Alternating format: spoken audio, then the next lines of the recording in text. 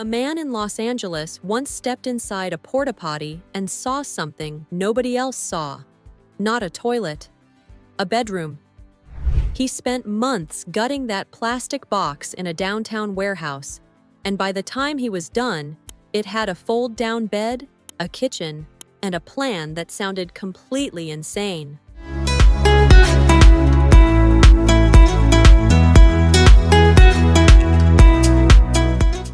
Entire villages of converted porta-potties, housing people who were sleeping on sidewalks.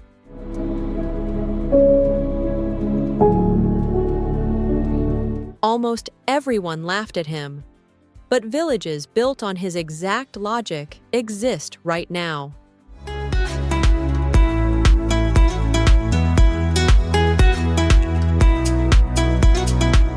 And more than 400 formerly homeless people eat, sleep, and live inside them. And in one California village, the porta-potties really are there, just not the way anyone expected. To understand how a plastic toilet leads to a real front door, you have to start in a warehouse south of downtown Los Angeles. His name is TK Devine. Hi, I'm TK Devine and this is my Porta Home, and our aim is to tour this around Los Angeles to prove that tiny living on wheels is possible in the big city. When reporters found him back in 2017, he was 35 years old, working out of a small artist warehouse, a short walk from one of the largest concentrations of homelessness in the United States. Skid Row was close enough that the problem was impossible to ignore, and Devine had stopped trying to ignore it. Partly because he was living a version of it himself. For about 4 years, he'd been sleeping in his truck. He'd done it on purpose at first. An experiment in living without rent in a city where rent eats everything. But it gave him something most people designing homeless housing don't have. He actually knew what a night without walls feels like. The unit he chose to convert wasn't a standard porta potty. It was the larger, accessible kind. The ones built wide enough for a wheelchair.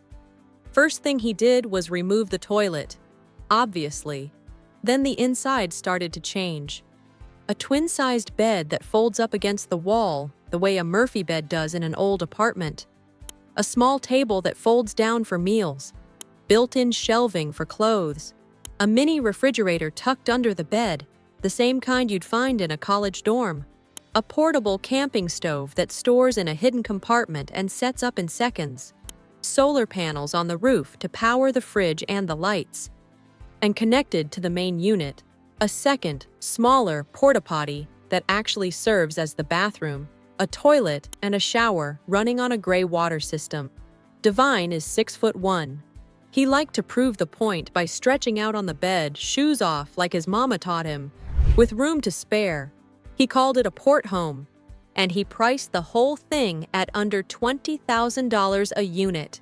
This cost us, when you're looking at materials and labor, it cost us $20 to $25. Now $20,000 sounds like a lot of money for a converted toilet, until you look at what Los Angeles was paying for the alternative. At the time Devine was building his prototype, more than 50,000 people were homeless in LA County, and the number climbed nearly every single year. The city's answer was permanent supportive housing, real apartments with real plumbing, which is genuinely the gold standard. The problem was the price tag. Units funded through the city's big housing bond were averaging more than $500,000 each, and audits later found some approaching $800,000 per apartment. With years of permitting and construction before a single person moves in. So Devine ran the math the other direction. For the cost of one government-built apartment, you could build 25 or 30 port homes. And you could do it in weeks instead of years. His nonprofit, Our Own Backyard Homes, laid out the vision. Vacant lots, unused yards, forgotten corners of the city, each one hosting a small cluster of these units. Villages. His plan was to load his own prototype onto a trailer and tour it around Los Angeles for a year, parking in different backyards, living in it himself, letting people see with their own eyes that a person could live in one with dignity. That was the plan. Here's what actually happened. The Porta-Potty village never got built. Not at scale, not in Los Angeles, not anywhere. The tour generated headlines, a few TV segments, some donations, and a lot of jokes. And then the news cycle moved on, the way it always does. If the story ended there, it would just be a strange footnote. One eccentric man, one converted toilet, one idea that went nowhere. But remember what I told you at the start. In one California village, the porta-potties really are there. Here's where that promise gets paid. In Fresno, California, a nonprofit built a village of simple 8x10 wooden sheds for people coming off the street. More than 100 beds, solar lights, no electricity, no running water inside the structures. And the bathrooms for the entire village? A row of porta-potties. The plastic box Divine tried to turn into a bedroom was already serving as the bathroom for whole communities of tiny shelters, because it was the one piece of infrastructure that was cheap, instant, and required zero permits. The sheds gave people the locked door. The porta-potties handled everything else. Meanwhile, in Portland, Oregon, a tent city near the airport had organized itself into Dignity Village. Dozens of small, hand-built structures where residents wrote their own rules, elected their own leadership, and ran their own security shifts. People who had been treated as a problem to be managed were suddenly running a small town. Undignified plumbing? Maybe. But every resident interviewed in those villages said some version of the same thing. It beats the sidewalk. It beats the sidewalk by a distance you can't measure unless you've slept on one. Because Divine had stumbled onto the same insight those villages were proving in real time. When someone is sleeping on concrete, an apartment can wait. A door that locks cannot. Everything else comes later. But every one of those early villages was small, improvised, and fragile, held together by volunteers and borrowed land. For the idea to really prove itself, someone had to build it big, permanent, and unapologetically beautiful. That someone was in Texas. On 51 acres of land just outside the city limits of Austin sits the largest experiment of its kind in America. It's called Community First Village, and more than 400 people who used to be chronically homeless live there. And not on a 90-day program clock either. They can stay for good if they want to. The man behind it is Alan Graham, a former real estate developer who started a food truck ministry called Mobile Loaves and Fishes back in 1998, driving meals out to people living on Austin streets. In 2003, he started spending nights out there himself. And somewhere in those years of relationships, he came to a conclusion that sounds almost like a slogan until you watch it work. Housing alone will never solve homelessness, but community will. So when he raised $18 million in private donations and opened the village in 2015, he didn't build an apartment complex. He built a neighborhood. Here's what daily life actually looks like inside. The most common home in the village is a micro-home, about 200 square feet, roughly the size of a single-car garage. Inside there's a real bed, a refrigerator, a freezer, a microwave, a crock pot, a coffee maker, electricity, heating, air conditioning. And here's the detail that connects this place directly back to that warehouse in Los Angeles. The micro-homes have no plumbing. No toilet, no shower, no kitchen sink. 2/3 of the homes in the entire village are built this way. When a resident needs the bathroom, they walk to a shared bathhouse nearby, where each shower and toilet room locks individually from the inside. When they cook, they use communal outdoor kitchens scattered through the neighborhood, full setups with grills and burners and counters shared with their neighbors. Graham tells residents to think of the micro-home as their bedroom and the whole village as their house. So how do 400 formerly homeless people eat, sleep, and live in a place like this? They sleep behind their own locked door, many of them for the first time in years. They eat food they cooked themselves at an outdoor kitchen or vegetables pulled from the community garden. which comes complete with chickens and beehives and is free to residents. And they live, in the fullest sense of the word. The village has an art studio with 2 pottery kilns and a jewelry-making station, a working blacksmith forge, an auto shop that does state inspections, a little market, a hair salon, a medical clinic, a fishing pond, an outdoor movie theater that a famous Austin cinema chain helped set up, where residents watch films under the Texas sky. Take Robin Draper. She spent 3 years on the streets of Austin, fighting drugs and alcohol the whole way down. Today, she lives in the village, and she's often the first person a new resident meets because the village figured out something clever. The person best equipped to welcome someone off the street is someone who made that same walk herself. Draper says adapting takes a while because village life is nothing like street life, and newcomers trust her precisely because she dealt with the same struggles they did.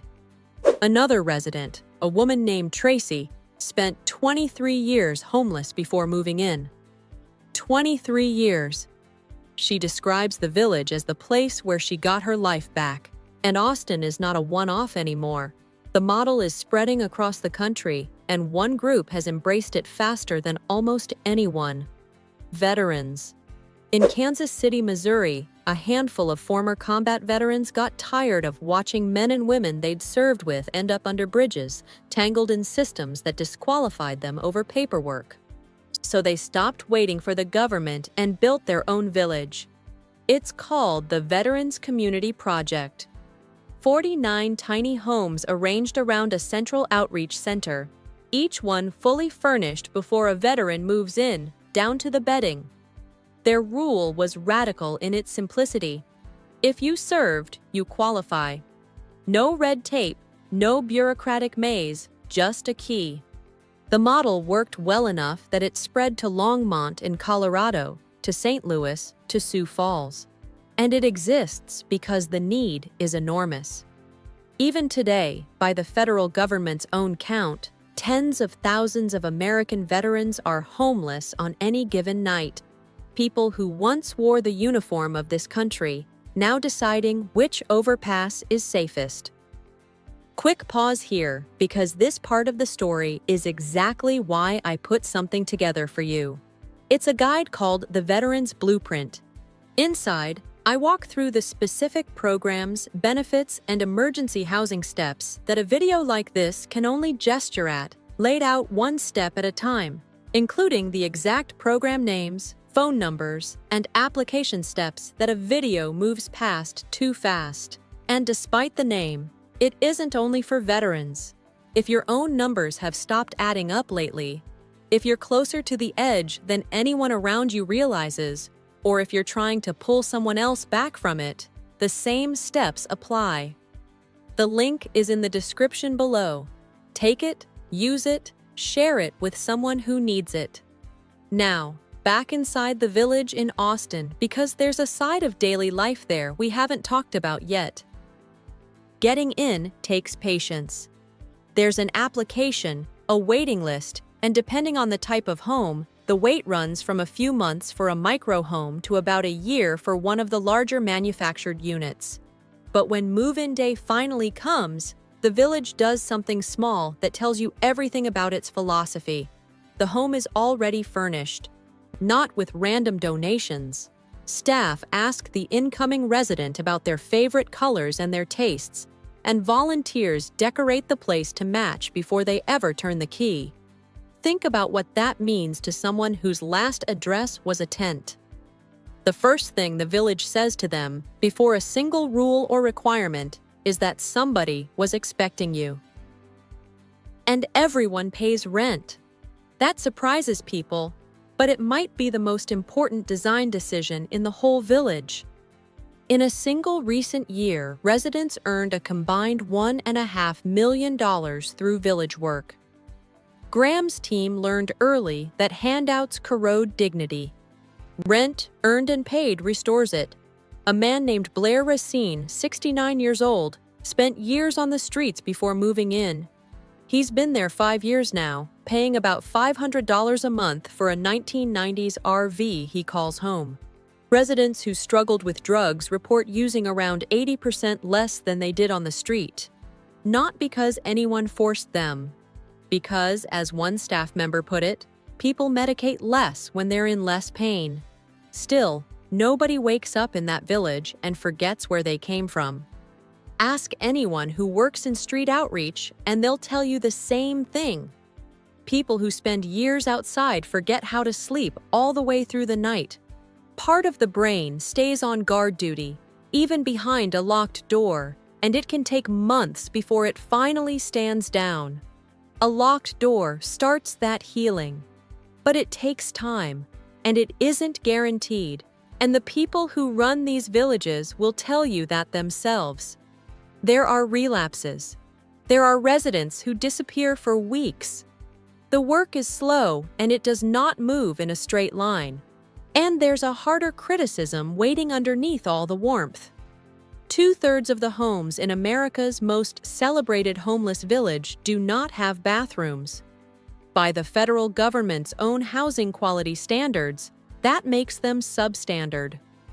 Regulators only signed off by borrowing the rules for single-room occupancy buildings. And even then, the village didn't meet the required ratio of bathrooms to people. Local officials asked for an exception anyway, because Austin's shortage of affordable housing was so severe that the alternative was the sidewalk. Some housing advocates find that deeply uncomfortable. Their argument goes like this: if a 200-square-foot room with a shared bathroom starts to look like a triumph, have we solved homelessness? Or have we just lowered the bar until the problem fits under it? A city that celebrates the village while its rents keep climbing is treating the symptom and calling it a cure. Then there are the neighbors. Every city that has tried to copy this model has slammed into the same wall. People support solving homelessness in the abstract. Their enthusiasm cools fast when the plan calls for 40 tiny homes at the end of their own street. It's part of the reason Community First sits just outside Austin's city limits, on land where the zoning fights were winnable. In other cities, mayors have sat through dozens of town halls, fielding fears about crime and property values before a single foundation was poured. The pattern is so predictable it barely needs a name anymore. Everyone wants the village. Nobody wants the village next door. And yet, the model keeps spreading anyway because the results are hard to argue with. A man named Nate Schluter, who once worked in the jobs program at Community First, went home to Springfield, Missouri, and opened his own version, called Eden Village. He made 2 changes. Every home is identical, and every home has its own bathroom. He also capped each village at 50 homes or fewer, small enough that neighborhoods accept them, and that model has now been picked up in a dozen different cities. Not every city is Austin, he likes to say. The idea bends to fit wherever it lands. That's what good ideas do. But the numbers keep the celebration honest. Community First houses more than 400 people, with an expansion underway that could eventually push toward 1,900 homes, the largest project of its kind ever attempted. And yet, on a single night, more than 770,000 people are homeless in the United States, the highest number ever recorded. Every village in this story combined, the sheds in Fresno, the veterans' homes in Kansas City, the micro-homes in Austin, all of it together houses a rounding error of that total. For every person who gets a key, hundreds are still on a waiting list, still under an overpass, still doing the nightly math of where it's least dangerous to close their eyes. So hold 2 pictures in your head. In the first, a man sits upright against a concrete pillar under a Texas highway at 2 a.m, dozing in shifts, one arm looped through the strap of the bag that holds everything he owns. In the second, a few miles east, a woman turns a deadbolt, hangs tomorrow's work shirt on a hook that belongs to her, and sleeps straight through until sunrise. Same city, same night. What separates them is not effort or character or worth. It's a waiting list. TK Devine's porta-potty home never housed a single homeless person. By every normal measure, his project failed. But he was asking the right question a few years before the rest of the country caught up. What is the smallest, fastest, cheapest thing we can build that still gives a human being a locked door and their dignity back? Austin answered it at a scale he could only sketch on paper. Other cities are copying the model right now, in Missouri, in Colorado, in California, some with tiny homes, some with containers, some with structures not much bigger than the plastic box Devine gutted in that warehouse. The idea that got laughed at is now the fastest growing form of homeless housing in America. Which leaves the question that matters more than any of the numbers in this video. A village of 400 is a miracle for the 400, but there are 770,000 more people outside the gate. So is this the beginning of the ladder finally getting built, one strange undersized rung at a time? Or is it the moment we all quietly agreed that a garage-sized room and a shared bathroom is the best that hundreds of thousands of our neighbors should ever hope for? A locked door is not the finish line. It was only ever supposed to be the start of one. The question is whether we keep building past it.